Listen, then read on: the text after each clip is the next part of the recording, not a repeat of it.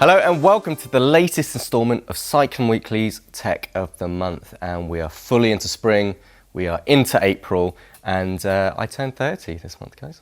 Whoa, that's really old. Wow. So as I contemplate the downward spiral my life is just about to take, should we get into products? Bracey, you're going to go first. Yes, I am. I'm going to talk about tyres. So this is Vittoria's Corsa tyre. In itself, it's not a new tyre. This is the tubeless ready version, 25C.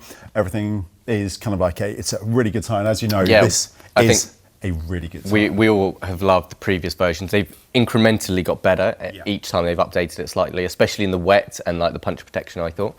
But it'll be interesting to see where they've gone with it now. Exactly, because this is the new Graphene 2.0 tyre. So Graphene is that wonder material that is supposed to revolutionise not just cycling, but the world as we know it. A little bit about it, obviously it is the world's only two-dimensional material. So it's in its purest form, it is just a single atom layer thick. What it means for tyres and for cycling and stuff is because it's so small, it's effectively a nanotechnology, so it can be used to fill in the gaps between the rubber compound or the rubber molecules. So effectively you've given it a much better level of performance. Now obviously Vittoria have had graphene before, and this now is what they call their functionalized graphene. So all of this you kind of need to sort of like take with a pinch of salt until we actually sort of like really test these, because these are only just come to us. Because you've just come back from Bangkok, right? And I have, yes, I've been to the factories. You had a nice holiday. Yeah, it was very good. Was it like a 24-hour trip or something? Yeah, 48 hours in Bangkok going to factories to find out about tyres. If ever I've heard one. But if what they say is true, then this should be a way to make tyres incredibly good. So what's it improving on? What is it giving us? Because I'm starting to think, my cynical head is starting to go a bit mental now, is that what were they doing before with graphene and what are they changing now? Yeah. So apparently before, graphene was just done as a blanket material, so put into the rubber mix, and effectively then help to increase durability, puncture protection, mileage, all of those things as like a standard blanket sort of performance enhancer. Whereas now with this functionalized form, it's supposed to be able to pinpoint specific elements, so specific performance points. So the way that they've split it up is they split it up in terms of mileage, cut protection, puncture protection, speed, and the other one, I've got it written down on here, is grip, obviously. And apparently in all of those, it's better, if not double from the old ones. Mileage has gone down on this, so they didn't add graphene to that part. Well, apparently they did. But basically, as we know, like they've not been the most durable tyres. Usually only, if you were riding a lot, you got like a season out of them if you were racing and riding. And they are a race tyre, right? This is it, they're a race tyre. Now, for a tyre company, it does seem a little bit of a weird thing to do, to make your tyres last longer, make them more durable and everything. So you sort of think, well, you know, it's a great thing for us, but for a tyre company, you want your tyres to kind of wear out, don't you? So, well, we'll see. If they didn't, they wouldn't have any grip, I guess. They wouldn't be able to lay down rubber, as it were. But it's interesting, because I've been on a few tyre launches, and they show you a little graph of like grip, speed, durability, and whatever, puncture resistance, and they have this thing, and it's always better, and it's always better than the competition. So we do have to take these things with a pinch of salt. Yeah, absolutely. Like I said, there's a lot that effectively it could be really good, and I'm sure it is going to be a good tyre. You use that 4 compounds, which is a unique thing for Vittoria. So they've got a special machine that chucks in 4 different types of rubber, squeezes it all through, and you get like the 4 different compounds, which is pretty cool. And as I said, like everything else about it is the same sort of tread pattern as it used to be before, and it should be a really good tyre. So I have a question about Vittoria. Yes. Because Vittoria did the G+, which was like, was that the tan sidewall That's one? right. And then they also did the Corsa Speed. Yeah, which is this an update on either of those? This is basically G Plus was the graphene one, so it's the update on that one. So if you've had a G Plus tyre, then this is the new one. So it's the G or Graphene 2.0. And this is now tubeless ready. This is the tubeless ready one. They are still going to be doing a standard one and tubular as well. All with the same compounds, all with the same Graphene 2.0, 25C or 28C in the tubeless ready. And the prices, well, they said they're going to stay pretty much exactly the same as they are now. So we're looking around about $64.99 for the tubeless ready ones, less than that for the standard ones. Which hits the mark at the new GP5000s. Yeah, well, it's still cheaper than those, I think, still, isn't it? Good. Thanks, James. I'm going to go next, if that's okay. And I've got something brand new from Trek and their sibling company, Bontrager. And you can see it here. It's this rather bright red. It is very bright, isn't it? Helmet, which I'm just going to put it out there. I'm sorry, guys. This is not a very nice colour. It didn't help the fact that when I went out testing with you the other day, I was wearing a bright orange Le Col gilet. It was a combination. It was a bit of a colour clash. Yeah. But this is their new Bontrager WaveCel XXX race helmet. So you're going to see it on the heads of Trek Female Pro World Tour Racing Team. Lizzie Armistead, for example, is racing for them this year, as well as Trek Segafredo, so Degenkolb, etc. will all be using this helmet. New helmet, nothing exciting about there, but it's the WaveCel is their new technology. And about a month ago, Trek and Bontrager were launching this wavy image on Instagram and social media, and everyone was going, what the hell are they launching? Is it a bike? Is it this? It's a wobbly bike. Yeah, it's like, no, it's this helmet, okay? There's been a bit of controversy, and we've reported it on our website, about some of the claims that Bontrager and Trek are making. So we're just going to list them out for you, but do check Cycling Weekly's website to see the latest story on that. So Trek and Bontrager are saying that they can, they've effectively made this helmet 48 times more efficient in terms of dealing with concussions, so when you hit your head. And they do that in a number of ways, mainly for this WaveCel technology, which is like a honeycomb-esque style technology, kind of like straw things. We've seen it with Smith. And Endura is the other one. Endura do that on their motorbike helmets as well, yeah. The technology has been around for a while. Trek say this has been in development for 30 years, but I think that's helmet development and everything else. And so their big claim is that there's nearly 99 times out of 100 that this helmet could prevent concussion. That's big claims. That's big claim. Yeah. So they're saying that is basically over a standard EPS foam helmet. So, before these guys had this, they had a standard EPS foam helmet, which we all know, which is sort of, it's still got EPS around it. It's this sort of that black sort of almost polystyrene. It's polystyrene, isn't it? But it's very, very thickly compressed. Which can take one impact, basically. It's designed to take one large impact, and then it's absorbed the energy and it's done. So a lot like the Smith and Endura helmets, this is designed to take multiple impacts. The concept I like, and I think we were discussing just before this, is that anything that improves helmet safety or says to improve helmet safety is only a good thing. I know there's a massive debate about should you wear a helmet or shouldn't you wear a helmet, or should it be legal or not legal. We're not getting into any of that. No. Your choice to wear a helmet. But if you're racing, you have to wear one anyway. Like me, I like to wear a helmet just because I feel safe and it feels like a normal thing to do. And it gives you that added extra protection, which, I don't mind that. Considering this... I'd rather be alive. Yeah. Yes. Well, considering this costs... it's a high-end road race helmet. It costs penny under £200, £199.99 pence. And that's, cheaper than Specialized S-Works Prevail, for example, or roughly the same. And, it's kind of the same price as a conventional EPS style helmet. So if it does give you that extra protection, great. Obviously, like I said, I went out riding with it. It's very comfortable. It was, for my shaped head, it seemed to work quite well.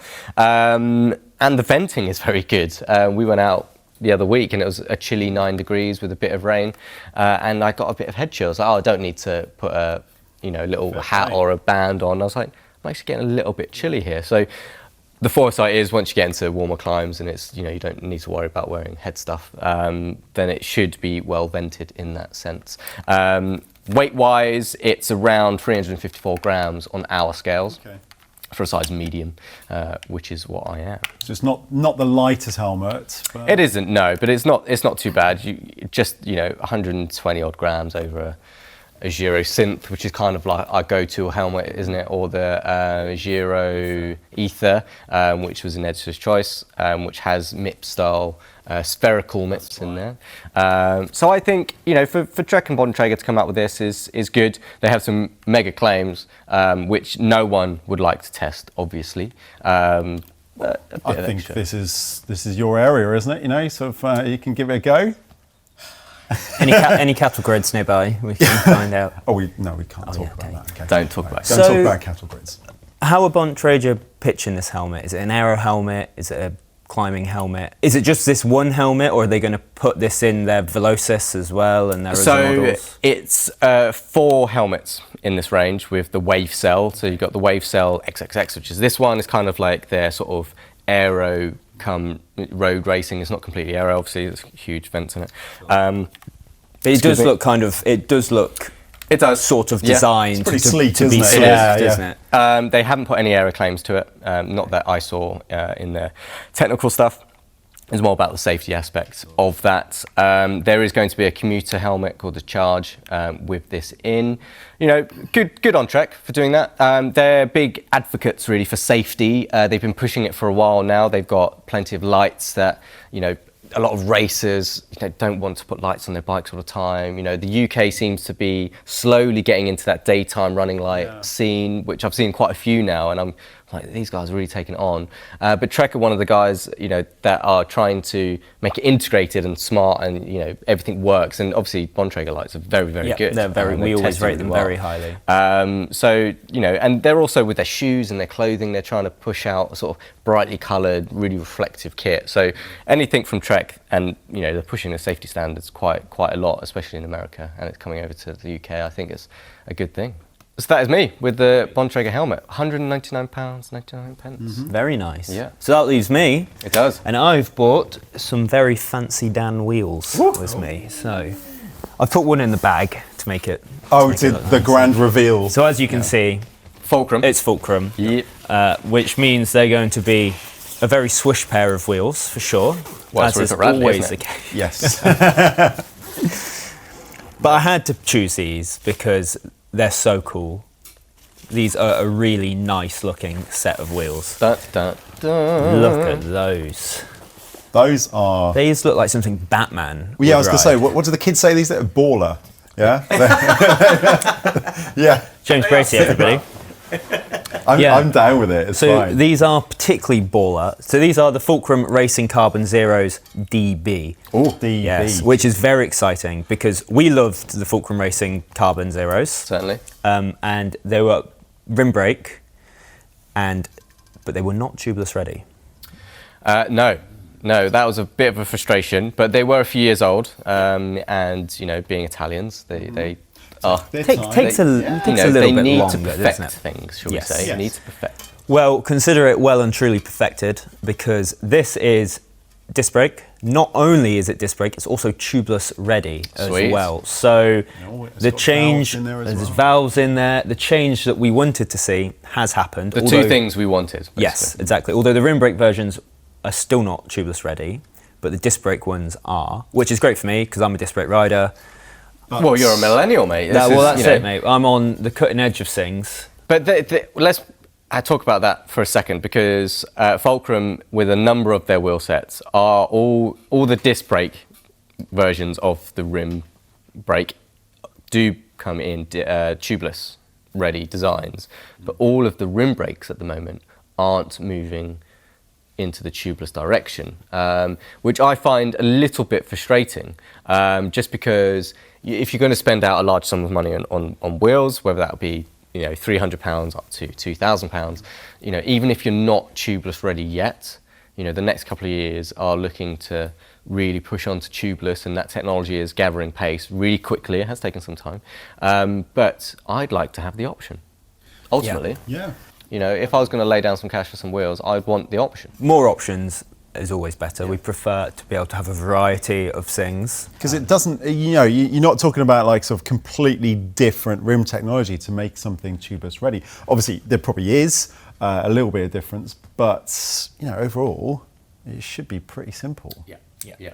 Sorry, Rupert. No, you carry on, mate. Sticking with the tubeless ready theme, this is now a much wider internal rim width than before. It does look massive, absolutely massive. That's why I said, like, when I pulled that wheel out a minute ago, I thought this was a mountain bike wheel. It's like, it's so big and chunky. It certainly looks like a mountain bike wheel from about, 10 years ago. This could have been... like a cross-country wheel like that.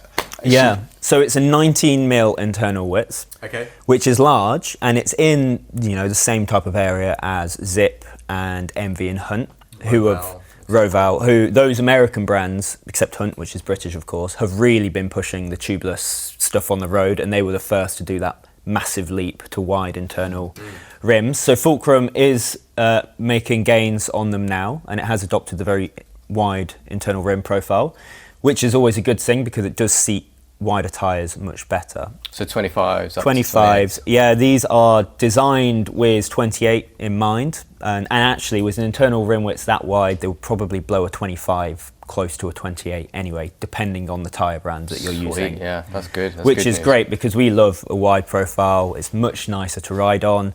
It's much more comforting when you look down over your bars and there's a nice big wide tyre profile in front of you instead of a little skinny thing.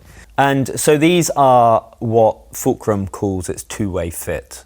So these are both tubeless ready or can be run as a clincher depending on what tyre you want to use with them. Yeah, it's really good because there's no rim tape or anything. So it literally is just like, if you want to swap, just put the valve in, you're ready to go.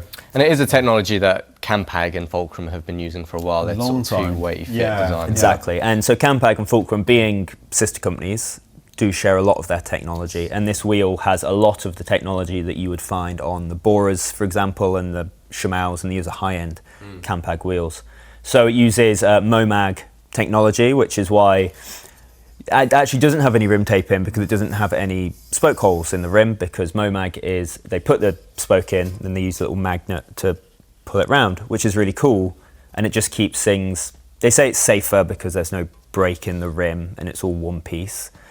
And it also has the spoke design, which is very recognisable from Campagnolo as well. And these are nice aero-bladed spokes. But chunky little spokes. They are aluminium spokes. Right, okay. So the racing carbons are sticking with aluminium spokes, aluminium nipples, but a full carbon unidirectional rim. But I love the hubs as well, like just the shape of them. Yeah, so a super large flange that is instantly recognisable as a Fulcrum thing, which should make these very stiff.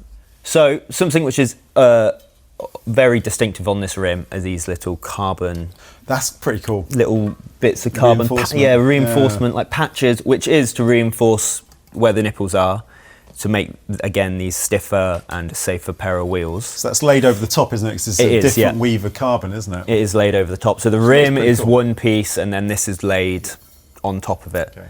Which is very nice, and it looks very flush. But how much are these costing? So these cost £1,899, which is a lot of money, and Fulcrum are always quite expensive wheels. And it puts them in the kind of area as the Zip 303 Firecrests come to mind, but obviously they're 50mm deep. So for the similar... And very good wheels. And very, very good wheels. So for a similar price, you can get deeper wheels, but, depth isn't everything. These are much more applicable to a wider range of scenarios. So if you were going abroad and doing a lot of climbing and descending, you're probably going to prefer having a set of 30s on than a set of 50s, for example. But these are your best wheels, though, aren't they? Oh, absolutely. Oh, 100%. So that's the thing about it. So best wheels. Saying that these are the wheels to have all the time, you wouldn't really want to be using them all the time, would you? Well, it's funny that you should say that, but disc brake wheels, you're not going to ruin your rim. No. That is what's good about disc brake wheels, is that you're no longer going to tear your rim up with all your braking. So you probably still wouldn't ride them in winter, but you can probably ride them a bit more than you would have ridden your rim braking best carbon wheels. I mean, I'll give it a go. Well, exactly. Yeah. Then what are you going to?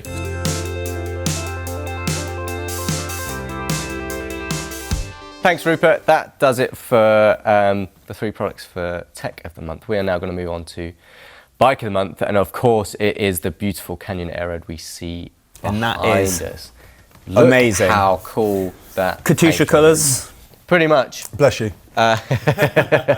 He says, yeah. So this is the top-end Aeroad CF SLX Disc 9.0 SL, and this That's is a going to mouthful. cost you. Yes, it is, and that's why I had to look at my notes. And that is going to cost you £6,799.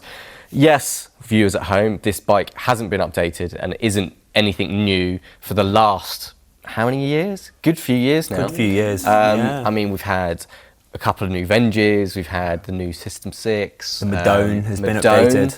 updated. There's plenty of aero bikes out there that have been updated and probably are claiming the very top step of the ultimate aerodynamics. It's almost time potentially to see something. Come on, new. Canyon, Come on. let's get an updated Aeroad, please. However, It doesn't stop it being it's a very fabulous good bike. and it's a very good bike. And I got on this a couple of times the last few weeks, and I've been like, I forgot how good this bike is, because it has been an editor's choice a couple of times, bike of the year just before that.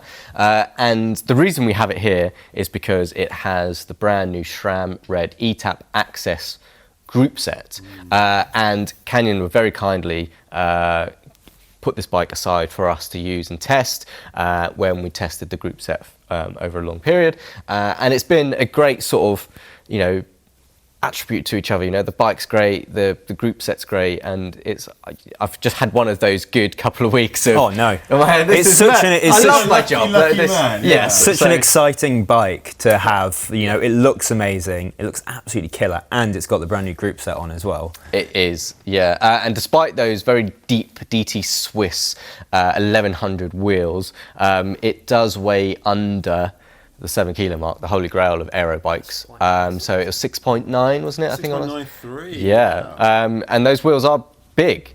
And if you chuck those Fulcrums on, you know, you're well under the UCI weight limit for a very good bike at a very good price. Yes, nearly £7,000 is a lot of money, but equivalent Trek Madones, Specialized Venges, System 6s from Cannondale, you're looking at best part 8, 9, 10 grand. So Canyon again coming in with the sort of direct to sales savings, you know, carried on to the customer. And it's just a great bike, you know, look at it. Does fabulous. look pretty good. So Fast standing still, isn't it? it is That's fast something. standing still. As they say. Sram Red eTap AXS. Yes, mate. How was it? It's you can't. It's a fabulous group set. You know, it's the top end. It's amazing, isn't it? Sram have been concentrating on red group set for a very long time now. It was, you know, well before they launched the original eTap, which was 4 years ago now. The improvements are there, and they are there to see. There's very interesting talks around the gear ratios and how they've now worked their way from a 10 up cassette, and it's all built around that 10 tooth sprocket now. Because that's the thing about it, is like looking at the chain rings, you've got a 50-37, which is obviously slightly different, isn't it? It's the biggest chain set they do in this setup. There are talks of bringing out a slightly bigger one, I guess, for the pros. I didn't want to admit this, but I probably would have been happier with their 48, 35 chain set. You know, I was thinking, I actually want to kind of be a bit smaller at the front now, because the beauty of this new group set is that because they work from that 10-tooth sprocket, you get the range at the back. So you get 7 consecutive one-tooth jumps, which the new Campag It just does feels now. so nice to shift on, It's doesn't great, it? isn't it? Such little jumps all Yeah, the it's way like, up. oh, that's slightly a bit too hard. Boop, okay, that's nice. And it's It like, gets oh, it no, right back like down. every time. Every time. Yeah. And so they've moved the range from the front to the back, working from that 10 tooth. So a 50-10 is bigger than a 53-11 in terms of rollout and inches. And the same goes for the inner ring, which is a 37, 28 in this case. And it's smaller than a 39-28 or a 39-25. You know, it's amazing, and you get those little incremental jumps, and it's great. So the whole efficiency thing, you know, British Cycling, marginal gains, Team Sky, bigger rings, more efficient, stay in the middle of the block. You know, Sram has kind of taken that idea and going, well, why don't we just go smaller, but it's big enough to be efficient, and you just stay in the big ring pretty much the whole time. You know, and you don't do that massive jump at the front, as often. Over rolling terrain, you can stay in the big ring, and you're more efficient and effective that way. But yeah, if you're going to sprint and you're going up against Mark Cavendish or Kittel or whoever, I mean, Anna Philippe now is a sprinter. Yeah, apparently so. Scary. Very scary. Then you get into the 50-10, and you have a hard time turning that, basically. But not to move away from the Canyon Aeroad. It's a great all-round bike. It's very aerodynamic. It's comfortable for an aero bike as well. Still today, even though it's 4 years old, and it's well priced. If it ain't broke, don't fix it.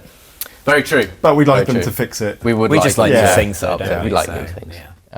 So yeah, that's it. That's it for the entirety of Tech of the Month and Bike of the Month. If you've liked today's episode, then please do like and subscribe to Cycling Weekly's YouTube channel. And again, if you do want to see any specific tech or products or bikes, please do leave a comment in the comments section below. But until then, we'll see you next time.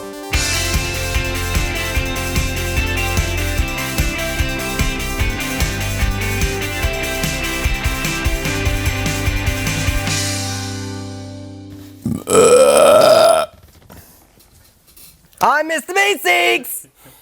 I hate you. No, you don't. Right, go.